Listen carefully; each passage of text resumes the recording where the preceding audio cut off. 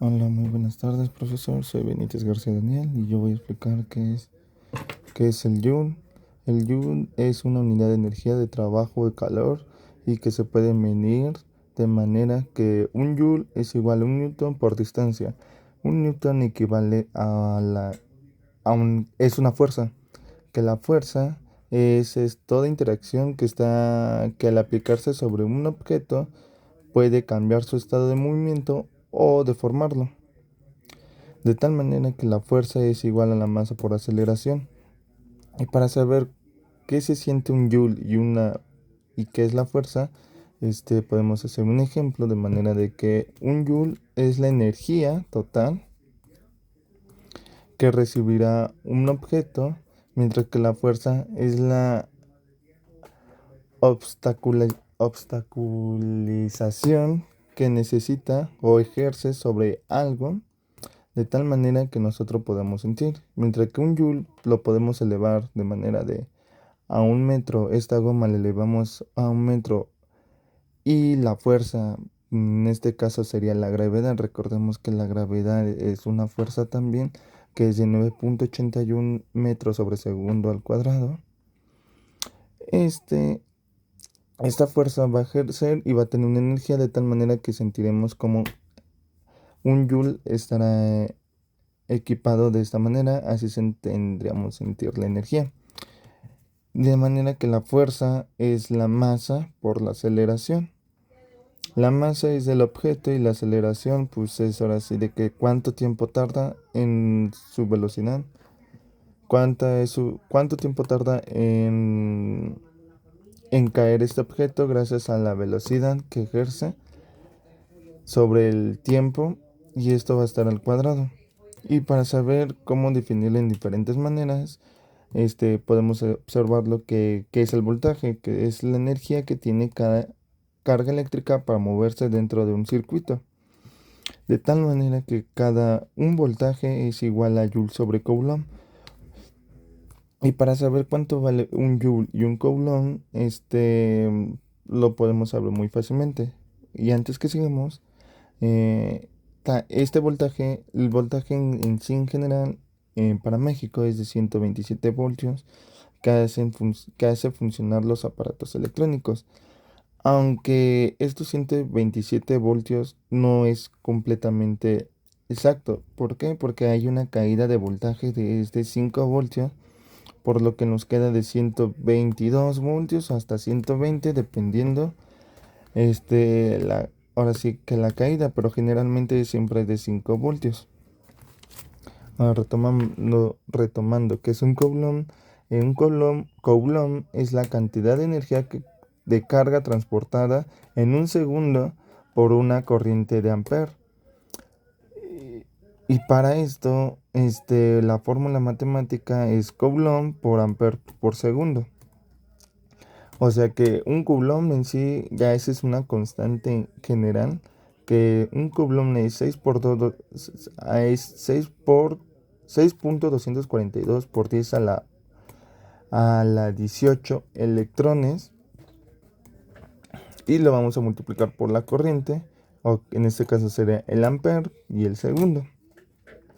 Y para saber cuál es la corriente, es el flujo de cargas eléctricas generalmente generadas en el electrón que se mueve a través de un conductor.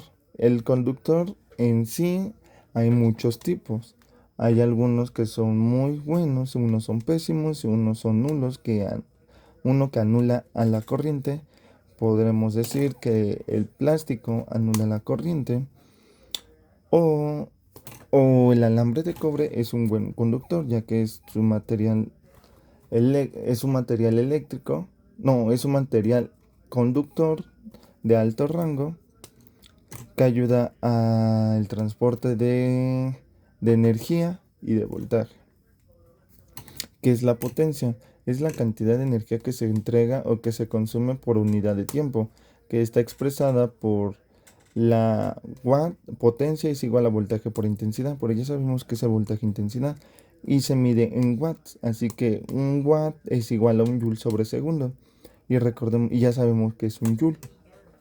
De tal manera de que ya tendremos estas 5 consideraciones, que es el Joule, la fuerza, el voltaje, que el Coulomb, la corriente y la potencia, y cada uno está relacionada para los ejercicios o experimentos que estaremos haciendo. El experimento 2, que es un experimento 2 que trata de cuál de los dos metales funciona como positivo y cuál es como negativo. En este caso estaremos haciendo un experimento de manera en serie, en corriente directa, y mediremos sus voltajes en cada uno de los puntos. Después de cada presentación le voy a enseñar cómo queda la gráfica de dispersión y los experimentos que hicimos para llegar a esos resultados. En este caso, el negro es negativo, el caimán negro que utilizamos y el caimán rojo. Y para los materiales para ocupar este experimento fueron 6 latas de Gerber, agua llenadas a la agua, y los Gerber fueron llenados a la mitad, 14 caimanes, un multímetro y sal. La sal es la que ayuda a transportar la energía o el voltaje, en este caso. A transportar el voltaje, la corriente en este caso, para poder hacer la medición. Y cada punto, observemos que cada punto de esto nos pide hacer un diagrama de dispersión en 2D, que al final estará mostrado, y medir el voltaje que generan la celda, que cada celda, y anotarlo. Por nuestros datos obtuvimos que en la primera celda fue de 0.258 voltios, después 6.600 voltios, 0.850 voltios, 0.100 voltios, 1.553 voltios y 1.863 voltios. Y se preguntarán por qué queda un voltaje tan pequeño, y es por cuestiones de no especificaciones o cosas que no se supo en ese momento. Es que los alambres, y también ocupamos alambres o cable. Los cables tenían que haber ido apelados de tal manera que tuvieran una mejor conductividad, haciendo que la sal tocara mejor y no estuvieran tan aislados con su capuchón, de tal manera de que pudiera haber elevado el voltaje.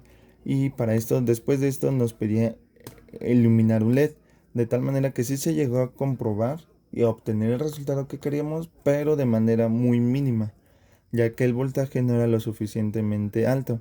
Para poder encender, utilizamos un LED rojo, de tal manera que el LED rojo, para que funcione bien, es de 3 voltios. Pasando esos 3 voltios, va a pedir más corriente, más voltaje, y de tal manera de que puede hasta llegar a 5 voltios. Pasando de los 5 voltios se puede quemar, ya que cada voltio tiene una resistencia diferente, cada LED tiene una resistencia diferente. El azul, el amarillo, el morado, el verde y el rojo, depende mucho. El más alto es el morado y el menor que pide voltaje es el rojo. Ahora, para el experimento 3 es igual, hicimos los mismos ejercicios, pero esta vez el experimento pedía que hiciéramos un ejercicio, hiciéramos un circuito en serie, en paralelo, de tal manera que midiéramos cada amper. Pero para este caso, la corriente que vamos a obtener van a ser menor. Igual tenemos que el negro es negativo y el positivo es rojo. Y vemos que la corriente va siendo muy mínima, porque recordemos que los cables no estaban pelados y fue afectando mucho la cantidad de transportación de electrones y de energía para que pudiera encender de mayor eficiencia los LEDs. Y observemos que cada uno tiene una variación diferente, que después de tercera celda aumentaba drásticamente el amper, mientras que la cuarta mantiene su estado, no aumenta tanto, pero después en la quinta aumenta más, de tal manera que llegamos a 1.015 amperes. y el voltaje obtenido fue de 0.353 voltios, que a la vez fue muy poco, pero la cuestión es que sí se llegó a funcionar que prendiera el LED. Y esto se debe que este es un circuito en serie, en paralelo, que el voltaje siempre va a ser el mismo,